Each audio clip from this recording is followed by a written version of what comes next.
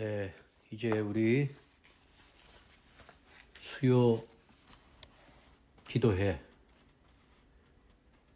이제 시편 공부하고 기도하는 그러한 모임이지만 우리가 이제 곧 교회에서 모여서 기도회 하는 때까지는 여러분들이 영상을 참조해 주시기 바랍니다. 오늘은 계속해서 순서에 의해서 시편 55편 여러분 보시게 되면 계속 다윗의 시편이 스트레이트로 18개가 나오는데요. 55편 느기노스에 맞추어 악장에게 준 마스길 다윗의 시 이렇게 돼 있죠. 지난주에 말씀드렸다시피 느기노스에 맞추어 하는 것은 이제 현악기들로 하는 그런 뜻이라고 그랬습니다. 현악기들로. 그리고 마스길은 훈계, 묵상 이런 뜻이라고 그랬습니다. 오늘 이 시편 55편은 참으로 그 다윗이 참으로 이게 아주 아픈 그러한 배신, 공포, 두려움 이런 그 속에서 다윗이 기록한 그러한 시인데 그런 상황에서도 결론적으로 말씀드리면 우리 하나님께 우리 주께 모든 것을 맡겨라 하는 그러한 내용입니다. 잠깐 기도하시고 우리 시편 보도록 하겠습니다. 하나님 아버지 저희들에게 또 지난 3일 동안도 주님 은혜 가운데서 승리하게 해주시니 감사합니다. 특별히 이 시간에 시편 말씀 공부할 수 있도록 해주시고 저희들에게 말씀을 주신 하나님 감사드립니다. 이 말씀을 우리가 잘 아버지 하나님 마음에 새기고 생활 가운데서 실천하여서 승리하는 그러한 자들이 다 되게 해 주옵소서. 이 시간을 이 시편 공부에 집중할 수 있도록 저희들을 붙들어 주옵소서. 예수 그리스도 이름으로 기도드립니다. 아멘. 여기 보시면은 말씀드렸다시피 참 그 뼈아픈 그런 고통의 시편이죠. 단순히 그냥 원수들에게 적들에게 그렇게 쫓기는 내용이 아니고 가까운 사람에게 배신당한 그러한 왕 다윗의 시편입니다. 배경은 이제 여러분들이 사무엘하 15장 이하에 쭉 가시면 16장, 17장 이런 데 가시면은 다윗의 아들 압살롬이라고 하는 그 아들이 있었죠. 그 압살롬이 아버지를 이제 배반하게 되는 거죠. 그 압살롬이 반역을 하게 되는데 이 압살롬이 아버지를 대신해서 백성들의 마음을 훔치고 예루살렘을 완전히 그냥 뒤흔들고 다윗에게 반역하고 다윗을 몰아내려고 할 때 이 더 뼈아픈 사실은 뭐냐면은 그 다윗의 말하자면 일종의 고문이죠. 요즘으로 치면 한 총리 이런 총리 정도 되는 사람인데 아히도벨이라고 하는 그 책사 모사가 있었어요. 다윗의 아주 다윗과 가까웠던. 근데 이 아히도벨이 압살롬의 편에 선 거예요. 반역자의 편에. 그러니까 이 시편의 고통이라고 하는 것은 오늘 단순히 원수가 많다 그런 게 아니고 아들이 반역했고 친구처럼 지내던 그 아히도벨이 배신했고 온 성이 이 압살롬의 군대들이 들어와가지고 예루살렘 성이 그냥 혼란에 빠지고 다윗이 지금 생명까지 위협받는. 그래서 우리가 이 시편 볼 때 의로운 사람도 이렇게 무너지듯이 그렇게 떨 수 있구나. 그러나 우리가 그 무너진 자리에서 끝나는 게 아니고 우리의 모든 짐을 너희의 모든 짐을 주께 맡기라고 그랬잖아요. 베드로 사도가 모든 짐을 맡기는 그러한 데까지 우리가 갈 수 있어야 되겠다. 1절에서 5절까지 보시면요. 이제 다윗이 부모로서 자식을 올바로 직무유기죠. 일종의 올바로 기르지 못한 그런 부모의 마음이죠. 다윗이 간음을 하고 살인을 하고 그러는 것에 대한 하나님의 징계가 아니냐. 다윗은 속으로 이제 그런 생각이 들었겠지요. 아들이 이렇게 나올 때. 여기 보면은 하나님의 사람도 이렇게 배신과 그러한 공포에 이렇게 흔들릴 수 있다고 하는 그러한 것을 우리에게 보여주는 겁니다. 1절부터 보겠습니다. 오 하나님이여 내 기도에 귀를 기울이시고 나의 간구하는 것에서 떠나 숨지 마소서. 계속 보겠습니다. 내게 주목하시고 내 말을 들으소서. 내가 탄식하는 가운데 애곡하며 소리를 지르오니 이는 원수의 목소리와 사악한 자의 압제 때문이니이다. 그들이 불법을 내 위로 던지며 진노하여 나를 미워하나이다. 내 마음이 내 속에서 심히 아프며 죽음의 공포들이 나를 덮쳤나이다. 두려움과 떨림이 내게 닥쳤고 공포가 나를 압도하였나이다. 그러므로 내가 말하기를 내게 비둘기같이 날개가 있다면 얼마나 좋을까. 그러면 내가 멀리 날아가 안식하리로다.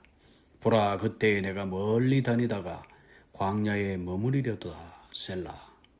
셀라가 여기 2번 나옵니다. 이 7절에 나오고 19절에 또 셀라가 나오죠. 8절 내가 빨리 도피하여 거센 폭풍과 태풍에서 벗어나리로다 하였나이다. 이제 8절까지 봤습니다. 여기 보면 다윗이 이제 아주 솔직하게 이 시편을 시작하죠. 1절에 보니까 오 하나님이여 내 기도에 귀를 기울이시고, 또 2절 계속해서 보면 내가 원망하는 가운데 애곡하며 소리를 지르오니. 왜 그래요? 이는 3절 원수의 목소리와 사악한 자의 학대로 인함이니이다. 이 다윗이 얼마나 칭송받던 왕이었습니까? 그런데 이제 다윗이 이때가 이렇게 힘을 잃고 되니까 칭송받던 사람이 이제 얼마나 또 비난을 받습니까? 그죠?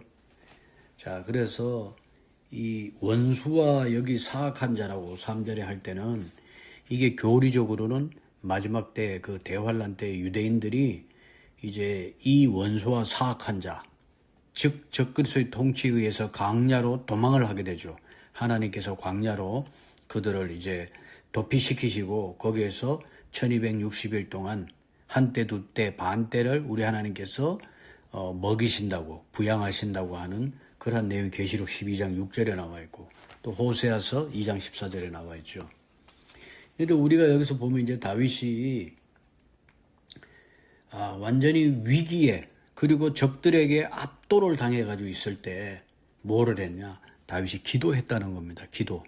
너무나 중요한 아주 기본적이면서도 아주 매우 중요한 그러한 우리에게 교훈이 되는 거죠.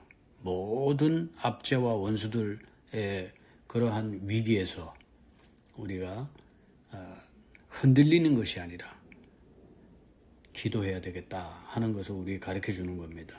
이게 그렇다고 해서 뭐 점잖게 기도하지 않고 여기 보니까 탄식하면서 여기 보면 소리를 내고 마음이 지금 편치 못해서 그렇게 이렇게 기도합니다.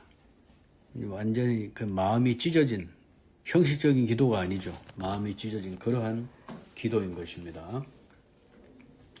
4절 5절을 보면 더 분명하죠. 내 마음이 내 속에서 심히 아프며 죽음의 공포들이 나를 덮쳤다 그래요. 5절에도 보면 두려움과 떨림이 내게 닥쳤고 공포가 나를 압도하였나이다. 이 다윗이 얼마나 용맹했던 그러한 장수였습니까?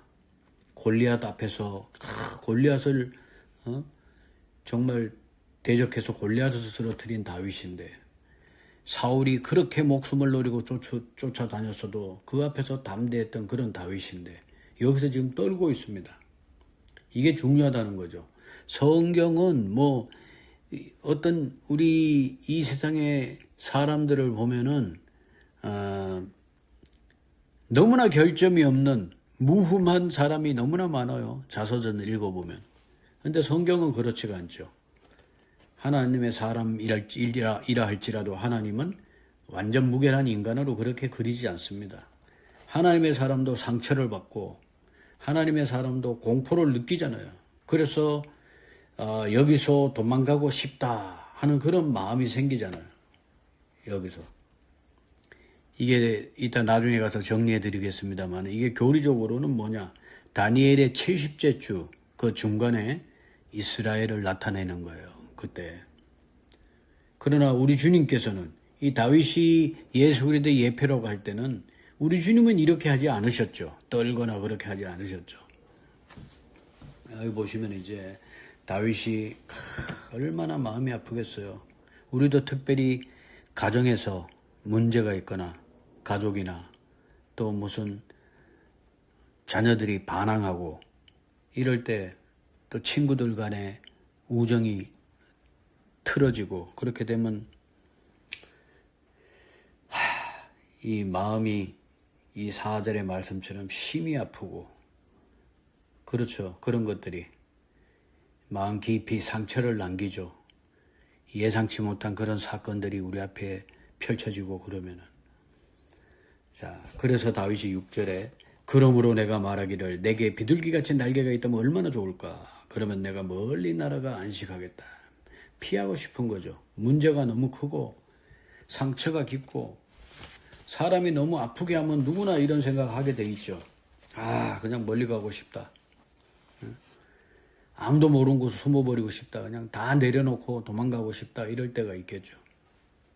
그래서 사람들이 술도 하고 다양하게 그 도피하는 방법이 다양해요. 마약도 하고 어떤 사람은 또 막 계속 떠돌아요. 떠도는 삶이 있고 죄송합니다. 그리고 어떤 사람은 뭐예요? 엄청나게 폭식을 하거나 뭐 어떤 사람은 도박도 하고 이 우리가 피할 누구 말 맞다나 피할 비둘기 날개보다 폭풍 위로 솟아오르기 위해서 독수리 날개가 필요한 거 아니겠어요? 이사 40장 30절 31절에 보시면 독수리처럼 날아오르는 도피할 비둘기 날개보다는 폭풍에 고난의 폭풍에 그 위기에서도 위로 솟아오를 독수리 날개가 더 필요하지 않겠느냐. 제가 어떤 분의 시편 55편 읽어보니까 그런 내용이 있더라고요. 다윗은 단지 다른 데로 그냥 장소로 옮기는 게 아니라 이 현실에서 벗어나고 싶은 거죠. 그 마음을 토해내고 있는 거예요. 그러나 우리가 참된 그리스도인이라고 하면은 이 상황에서 내가 무엇을 얻을 수 있을까? 하나님께서 내게 왜 이런 것을 허락하셨을까? 이거를 찾을 수 있어야 되겠죠. 그래서 1절에서 8절까지의 우리에게 주시는 교훈은 단순한 겁니다. 상처받았을 때 믿음 좋은 척 하지 말고 하나님 앞에 진짜 내 마음을 쏟아놓는 거죠. 여러분 사무엘상 1장 10절에 가시면은 그 한나라고 하는 여인이 있죠. 사무엘을 낳은 한나라는 여인이 성전에 가서 혼이 쓰라린 가운데 주께 기도하고 심히 통곡했다 그랬어요. 그러니까 엘리 제사장이 술이 취한 줄 알았어요. 한나가 대답하여 사무엘상 1장 15절에 내 주여 그렇지 아니하니이다. 나는 영이 슬픈 여자이니이다. 내가 포도주나 독주를 마시지 아니하고 다만 주 앞에 내 혼을 쏟아놓으실 뿐이다. 마찬가지죠. 우리 자주 제가 인용합니다만 히스기야 왕도 병들었다가 자기가 회복되었을 때 히스기야 왕이 기록하기를 뭐라고 기록했냐. 이사 38장 14절에 가시면 나는 학이나 제비같이 지적이고 비둘기같이 애곡하였으며 내 눈은 위를 바라보며 쇠하는도다. 오 주여 내가 억눌려 싸우니 나를 위하여 처리하소서. 그렇죠. 우리의 진짜 마음을 상처받았을 때 하고 믿음 좋은 척 하지 말고 진짜 마음을 가져. 사도 바울도 그랬잖아요. 여기 보면 형제들아 아시아에서 우리에게 닥친 우리의 고난에 대하여 너희가 모르기를 원치 아니하노라. 우리가 힘에 겹도록 한량없이 눌려 심지어 생명까지도 담념하고 힘에 겹도록 한량없이 눌렸다 그랬어요. Out of measure. 힘에 겹도록 한량없이 눌렸다. 하나님께서는 이 꿈에는 그런 멋있는 기도보다는 진실한 그러한 이 한나처럼 혼을 쏟아놓는 참 하나님 앞에 나가서 탄식하는 그러한 진실한 탄식을 받으신다. 그래서 이거는 이제 역사적으로는 이제 다윗의 고통, 압살롬의 반역으로 인해서 다윗이 고통당할 때 지은 시인데, 그러나 우리가 교리적으로 예언적 미래적으로는 뭐예요? 환란 때에 남은 자들, 이스라엘의 경건한 남은 자들의 기도, 그들의 절규를 우리에게 보여주는 것입니다. 계시록 12장 6절에 또 14절에 가시면은 광야, 여자가 광야로 도피하는 장면이 나오죠. 광야로 도피하는데 우리 하나님께서 아까 말씀드렸다시피 1260일 한때 두때 반때를 양육하게 한다. 양육받게 해준다. 그래서 장차 환란 가운데 유대인의 남은 자도 이 원수의 핍박 속에서 도피하게 되는 겁니다. 그래서 시편 55편 이 초반은 그냥 단지 옛날에 다윗에 대한 그러한 기록이 아니고 고난 속에서 떨고 광야로 몰리고 하나님께 부르짖는 그러한 남은 자의 모습이다. 이제 우리는 이제 이런 거를 읽으면 셀라도 나오고 이러한 구절 나오면은 여러분들도 이제 이 교리적 그러한 예언적 미래적 그러한 적용을 여러분들이 잘 하실 수 있을로 제가 믿습니다. 자, 그래서 제가 55편 첫 번째 우리 하나님의 사람도 배신을 당할 수 있고 또 죽음의 공포 앞에서 깊이 흔들릴 수가 있다는 겁니다. 그리고 두 번째는 여기 보시면 이제 9절부터 15절까지 또 읽어보겠습니다. 내가 도시 안에서 폭력과 분쟁을 보았사오니 오 주여 그들의 혀를 멸하시고 찢으소서. 그들이 밤낮으로 그 도시 성벽 위에서 도시를 두루 다니므로 또한 악한 일과 슬픔이 도시 가운데 있고 사악함이 그곳의 한가운데 있으며 속임수와 강교함이 그곳의 거리를 떠나지 아니하나이다. 나를 모욕한 자가 원수가 아니었으니 원수였더라면 내가 참을 수 있으리로다. 내가 나를 대적하여 자기를 크게 높인 자가 나를 미워한 자가 아니었으니 나를 미워한 자였더라면 내가 그를 피해 숨었으리로다.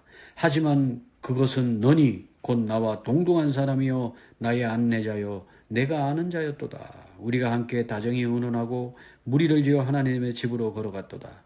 사망이 그들을 붙들어 그들이 산채로 지옥에 내려가게 할지니 이는 사악함이 그들의 거처들에 있고 그들 가운데 있기 때문이로다.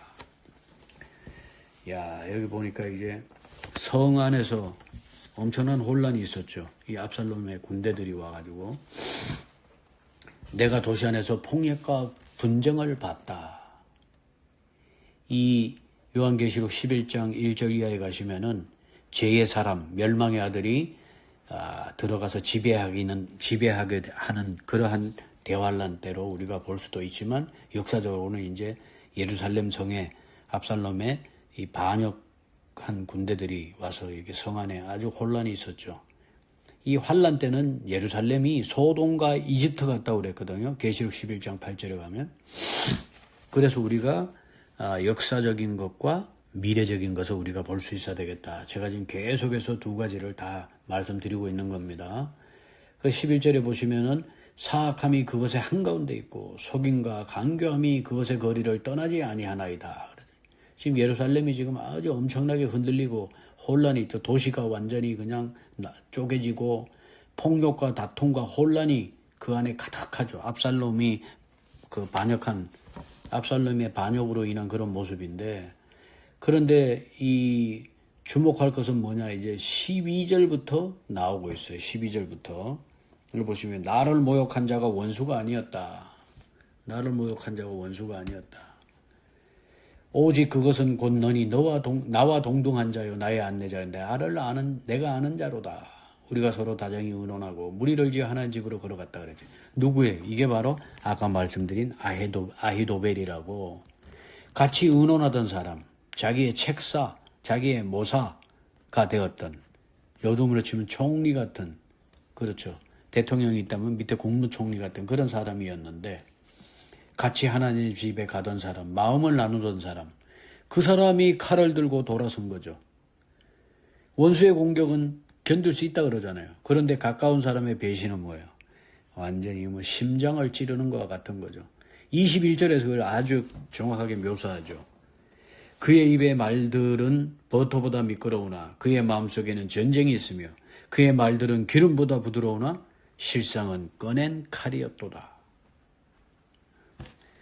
이야, 그래서 여기 적용은 우리에게 영적으로 적용하자면 모든 부드러운 말이 전부 다 진실은 아니라는 거예요. 말로만, 입술로만 친절할 수 있죠. 표정도 아주 그럴듯하게, 온화하게 그렇게 표정도 지을 수 있지만 그 마음은 딴 데 있을 수가 있다는 겁니다. 잠언 19장 27절에 내 아들아 지식의 말씀들에서 벗어나 잘못하게 하는 훈계 듣기를 그칠지어다. 빌립보서 3장 2절에도 악한 일꾼들을 조심하라고 그렇게 얘기했습니다. 우리 성도들은 순진해야 되지만 어리석어서는 안 되는 겁니다. 사람을 사랑하는 건 좋은데 분별력을 잃어서는 안 된다.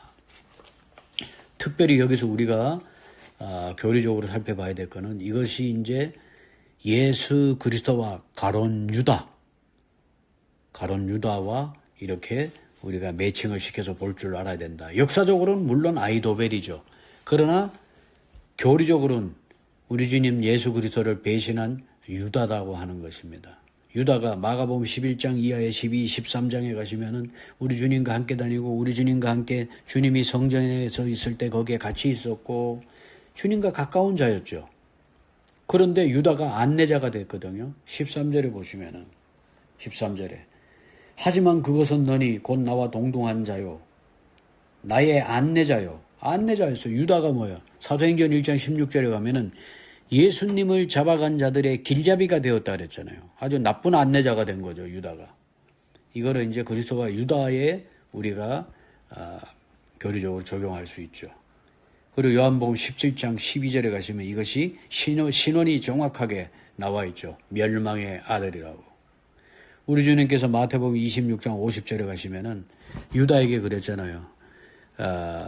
유다가 예수님을 잡아간 자들의 길잡이가 돼서 주님을 잡으러 왔을 때 우리 주님께서 유다에게 친구여 네가 무슨 까닭으로 왔느냐 이렇게 주님이 말씀하시잖아요. 그래서 시편 전체가 55편 전체가 우리 주님 예수 그리스도께 다 적용하는 것은 좀 무리가 있지만 그래도 이 부분만큼은 분명히 유다를 얘기하는 것으로 우리가 볼 수 있다. 그리고 또 하나 우리가 봐야 될 거는 그리스도와 유다의 매칭을 우리가 봐야 되고 또 하나는 적그리스도의 거짓 평화를 우리가 봐야 된다는 거죠. 적그리스도 거짓 평화는 20절, 21절에 보시면은 지금 적그리스도가 다니엘의 70주에서 마지막 70번째 주의 중간에 언약을 깨트린다고 그러는데 20절에 자기의 언약을 깨트렸다 하는 말이 나오죠. 이런 걸 보시면 이제 여러분이 이제 그 교리적 해석을 얼른 떠올릴 수 있어야 되는 거죠. 훈련이 이제 잘 되셨을 줄로 믿습니다. 여기 보시면은 언약을 깨트렸다. 그리고 또 이 적그리스도는 뭐예요? 말은 부드럽지만은 마음에는 전쟁이 있는 거죠. 그 속에는. 그런 표현은 이런 표현, 언약을 깨트렸거나 말은 부드럽지만 마음속엔 전쟁이 있다고 하는 이런 표현들은 장차 올 적그리스도의 속임수와 잘 맞아떨어지는 그런 말씀이죠. 다니엘서 9장 27절에 가시면은 그가 많은 사람과 한 일에 동안 언약을 확정하리니 그가 그 일의 한 중간에 희생물과 봉헌물을 그치게 하며 언약을 깨트려 버리는 거죠. 그래서 이제 다니엘서 8장 25절, 11장 21절 이런 데도 여러분 다 참조하시고 적그리스도는 아주 폭력적인 난폭한 그런 얼굴을 가진 자가 아니거든요. 처음에는 평화의 말을 가지고 오고 부드러운 말로 그리고 연합의 말로 이렇게 오지만 그 마음속엔 전쟁이 있다. 그래서 이 55편의 배신이라고 하는 것은 다만 아히도벨 사건으로 그치지 않고 거짓 평화와 배신의 정치로 이스라엘을 파는 이 마지막 때의 배도를 우리가 볼 수 있는 것입니다. 자, 그래서 지금 55편에서 첫 번째, 우리가 하나님의 사람도 배신당할 수 있고 죽음의 공포 앞에서 우리의 믿음이 흔들릴 수 있다. 이걸 기억하셔야 되고 또 하나는 가장 깊은 상처는 뭐예요? 원수보다 가까운 자의 배신에서 온다. 이 두 가지를 이제 말씀드렸고 마지막으로 한 가지 더 보시면 거기에 대해서 우리가 이런 일을 당했을 때 어떻게 해야 되겠느냐? 도피하는 것이 아니라 우리 주님께 짐을 맡기는 거라는 거죠. 이 16절부터 마지막 절까지 제가 또 봉독해 드리겠습니다. 나의 가난한 나는 하나님을 부르리니 주께서 나를 구원하시리로다. 저녁과 아침과 정오에 내가 기도하고 크게 부르짖으니 그분께서 내 음성을 들으시리로다. 그분께서 나를 대적하는 전투로부터 내 혼을 화평 중에 구출하셨으니 이는 나와 함께한 자들이 많았기 때문이라. 하나님께서 들으시고 그들을 괴롭게 하시리니 그분은 곧 옛적부터 계시는 분이시로다. 셀라. 그들은 변화하지 아니하므로 하나님을 두려워하지 아니하는도다. 그가 자기와 합평하게 지내는 자들을 대적하려고 자기 손들을 내밀었으며 자기의 언약을 깨뜨렸도다. 그의 입의 말들은 버터보다 미끄러우나 그의 마음속에는 전쟁이 있으며 그의 말들은 기름보다 부드러우나 실상은 꺼낸 칼이었도다. 내 짐을 주께 맡기라. 그러면 그분께서 너를 붙드시고 의로운 자가 흔들리는 것을 결코 허락하지 아니하시리로다. 그러나 오 하나님이여 주께서 그들을 멸망의 구덩이로 끌어내리시리이다. 피를 흘리게 하며 속이는 자들은 자기 날에 절반도 살지 못하겠지만 나는 주를 신뢰하리이다. 아멘. 예, 이 마지막에 이제 해답은 뭐냐? 우리가 도피하는 것이 아니고 우리 주님께 짐을 맡기는 것이다. 이 16절부터 이제 분위기가 싹 바뀌죠. 전환이 되는데 다윗은 뭐라 그래요? 나로 말하건대 나는 하나님을 부른다 그래요. 주께서 나를 구원하시리로다. 이 사무엘하 18장에 가시면 이것이 이루어지죠. 다윗이. 그러나 우리 주님에게 우리가 이것을 대입할 경우에는 히브리서 5장 7절에 가시면은 우리 주님께서는 거기서 이루어지죠. 우리 주님께서 기도하실 때에 히브리서 5장 7절 보시겠습니다. 히브리서 5장 7절 가시면은 우리 주님께서 그분께서는 친히 육체로 거하던 때에 자기를 사망으로부터 능히 구원하실 분에게 강렬한 부르짖음과 눈물로 기도와 간구를 드리셨고 또 친히 두려워하셨으므로 하나님께서 들으셨느니라. 그렇죠. 다윗의 경우는 사무엘하 18장에서 이것이 이루어지지만 우리 주님께서 기도하실 때 강한 부르짖음으로 눈물로 부르짖음과 눈물로 기도와 간구를 들으실 때 우리 하나님께서 들으셨다고 하는 그러한 우리 주님께서는 히브리서 5장 7절에 그 이루어지는 모습을 볼 수 있다. 그래서 여기가 이제 완전히 분위기가 바뀌는 거죠. 상황이 좋아져서 분위기가 바뀌는 게 아니고 보세요. 압살롬도 아직 살아있죠. 반역자. 아이도벨도 계속 여전히 배신하여서 압살롬 편에 있죠.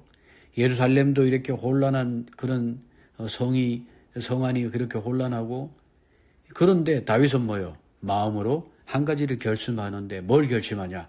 나로 말하자면 나는 하나님을 부르짖는다 이거예요. 남들이 어떻게 하든 원수들이 뭘 하든 간에 친구가 배선하든 간에 나는 하나님께로 갈 것이다.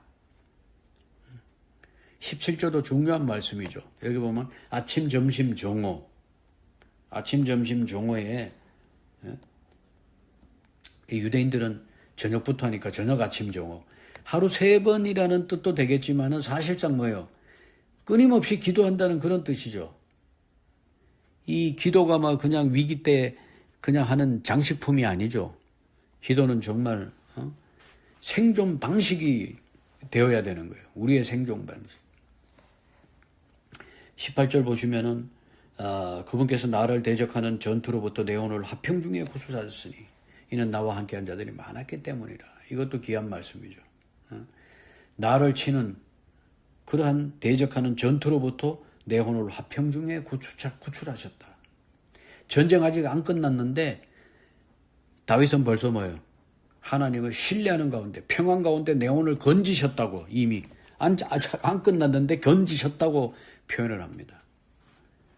19절 가시면은 하나님께서 들으시고 그들을 괴롭게 하시리니 그분은 곧 옛적부터 계시는 분이로다.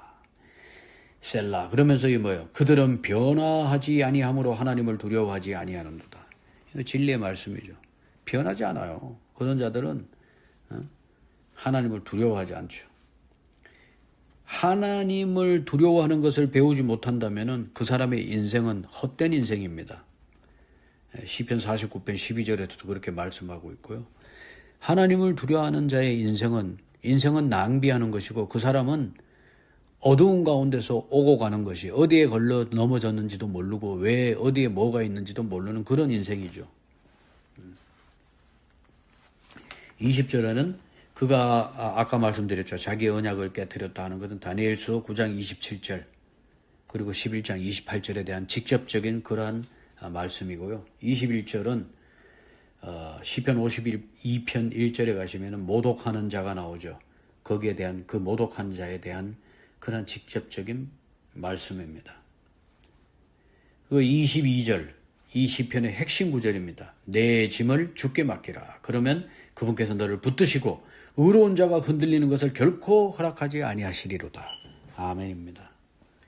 우리 주님께서 짐을 없애라든가 야, 네 짐이 뭐 왜 그렇게 됐는지 잘 생각해봐라 그런 게 아니죠. 그 짐을 들고 야, 좀 버텨 그렇게 얘기하는 게 아니죠. 여기 보면은 캐스트라고 되어 있죠. 22절에 보시면은 캐스트. 그렇죠? 시편 55편 22절 22절 보시면 cast thy burden thy라고 하는 건 you어죠. you어의 이제 고어체인데 cast your burden이라고 하는 걸 아시다시피 짐이니까요. cast라고 하는 겁니다. cast가 뭐예요? 던져버리라는 거죠. 무슨 얘기냐? 맡기라는 겁니다. 주님께 맡기라는 거예요. 짐을 맡긴다는 것은 뭐냐? 다시 끌어안지 않는다는 거예요. 그래서 이것이 베드로전서 5장 7절에 너희 짐을 우리 주님께 다 맡기라고 그러잖아요. 그러면 주님께서 우리를 뭐요? 돌보신다고. 베드로전서 5장 7절에 이것이 반복되고 있습니다. 자, 너희의 모든 염려, all your care, 모든 염려를 그분께 맡기라. 그분께서 너희를 돌보시느니라. 22절에 오늘 시편의 핵심이라고 할 수 있어요. 그렇죠. 갈라디아서 6장 5절에 가면은 각 사람이 질 자기의 짐이 있다고 우리에게 가르쳐 줍니다. 주를 두려워하는 사람들은 그 사람들의 날이 길고 사악한 자의 횟수는 짧아진다고 잠언 10장 27절에서 23절에 보시면은 내용이 나오죠. 그러나 오 하나님이여 주께서 그들을 멸망의 구덩이로 끌어내리시리이다. 피를 흘리게 하며 속이는 자들은 자기의 날들의 절반도 살지 못한다. 그러나 나는 주를 신뢰한다 그랬는데 잠언 10장 27절에 정말 그런 말씀이 나오죠. 사악한 자들의 횟수는 짧아지고 주를 두려워하는 사람의 날들은 길게 한다 그러잖아요. 그리고 욥기 36장 14절에 가면은 그게 좀 이상한 말이 나오죠. 그들은 젊어서 여기 보면은 젊어서 죽으며 그들의 생명은 부정한 자들 가운데 있도다. 이거 왜 그러냐면요. 환난 때에 있게 될 그 사람들은 어떤 사람이에요? 특별한 죄인들이에요. 특별한 죄인들로 이루어진 특별한 그러한 세대들이거든요. 유다서 4절이라든가 베드로후서 2장 12절에 가시면은 그러한 자들이에요. 왜냐? 만약에 그들이 예수님을 믿었다면 환난 전에 휴거가 됐을 거 아닙니까? 그렇죠. 휴거되지 못한 믿지 않는 이방인들과 유대인들이 남는 거예요. 유대인들은 뭐예요? 그 피를 우리에게 돌리소서 그랬잖아요. 그 피를 우리에게 돌리소서. 대환란 때 정말 호되게 그 맛을 보는 겁니다. 우리 주님을 자기 백성 가운데 그 왕이 오셨는데 그 주님을 거부하고 우리에게는 가이사 외에는 왕이 없나이다. 그리고 바라바를 풀어주소서. 예수로 하는 자를 십자가에 못 박으소서. 그 피를 우리에게 돌리소서. 유대인들이 엄청나게 전 세계를 그냥 떠돌아다니면서 박해를 받고 그런 게 다 그런 것입니다. 그래서 그들이 이제 대환란 때 이래의 중간에 적그리스도에게 속았구나 하고 돌아서고 그리고 이 세대에 있었던 이방인들 그런데 특별한 세대죠. 특별한 죄인들이고 이들들 그런 것들 우리가 그 염두에 둘 때 55편 23절의 그 말씀도 또 욥기 몇 장이라고 그랬죠? 제가 아까 욥기 36장 14절 그 내용이 이해가 되는 것입니다. 자, 그래서 우리가 근심과 걱정이 있을 때 우리 주님이 부지불식간에 오시면 우리가 준비가 되지 않는 거예요. 이 근심과 걱정을 뭐예요? 기도로 바꿔야 된다. 기도로 바꿔. 우리 빌립보 4장 6절에 모든 일에 예외가 없어요. 모든 일에 기도와 간구로 감사하며 하나님께 아뢰라고 그러죠. 우리의 짐은 각각 다르죠. 그 짐이 뭐 아까 갈라디아서 6장 5절에 그 자기가 제일 짐이 있다 그랬는데 어떤 사람은 뭐 자녀의 문제가 있을 수도 있고 어떤 사람은 뭐 건강이 나쁠 수도 있고 어떤 사람은 뭐요? 경제적으로 뭐 어려울 수도 있고 어떤 사람은 마음의 상처, 상한 마음, 배신한 그 상처가 있을 수도 있고 배신당한 어떤 사람은 외로운 사람 뭐 저 같은 경우에는 사역에 부담이 어떨 때는 그러한 짐이 될 수도 있고 그런데 우리 오늘 여러분 뭐라 그랬습니까? Cast thy burden 내 줌을 이게 내던지라는 거죠. 다시 끌어안지 말고 그게 맡기라는 겁니다. 그러면 우리 주님께서 너를 붙드시리라 이렇게 짐을 맡기는데도 우리 주님께서 그걸 없애지 않을 때가 있다니까요. 그 대신에 우리 주님께서 우리를 붙들어 주신다는 거예요. 짐은 남아있을 수 있지만 우리의 싸움은 남아있을 수 있지만 눈물도 남아있을 수도 있지만 그러나 주님이 붙드시면 의인은 흔들려도 완전히 무너지지 않는다고 하는 그 말씀을 우리에게 오늘 시편 55편을 통해서 교훈해 주시는 겁니다. 이 마지막 부분도 이스라엘의 환란 때에 남은 자들하고 이렇게 연결이 돼요. 그들은 광야로 피하게 되죠. 요한계시록 12장 6절 아까 말씀드렸고 이 성 안에 폭력과 기만으로 가득하고 이 적그리스도는 거짓 언약과 부드러운 말로 속이죠. 그러나 결국 주께서 원수들을 심판하신다. 오늘 마지막 절에 오 하나님의 주께서 그들을 멸망의 구덩이로 끌어내리신다. 여기 보면은 더 크게 우리가 바라보면은 다윗이 압살롬을 피해가지고 반역 자기 아들 압살롬을 피해가지고 피란을 가잖아요. 기드론 시내를 건너서 그렇죠. 사무엘하 15장 23절에 가시면 그런데 그리고 그 감람산에 도피해서 울었던 그 왕이 있잖아요. 역사 가운데 그런데 기도로를 건너서 그 감람산에서 울었던 또 다른 왕이 있었죠. 그게 누구예요?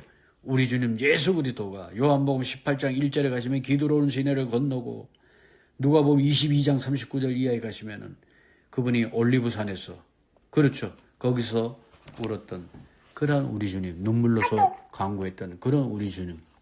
네. 그러므로 이제 시편 55편은 결국 뭐냐? 우리가 배신당한 왕, 거부당한 왕, 그러나 결국 다시 돌아오시는 재림하시는 그러한 왕, 그분을 묘사하는데 스가랴 14장 4절에 가시면은 우리 주님께서 이 땅에 재림하실 때에 올리브산 위에 그렇죠. 그날에 그분의 발이 예루살렘 앞 동쪽에 있는 올리브산 위에 설 것이요.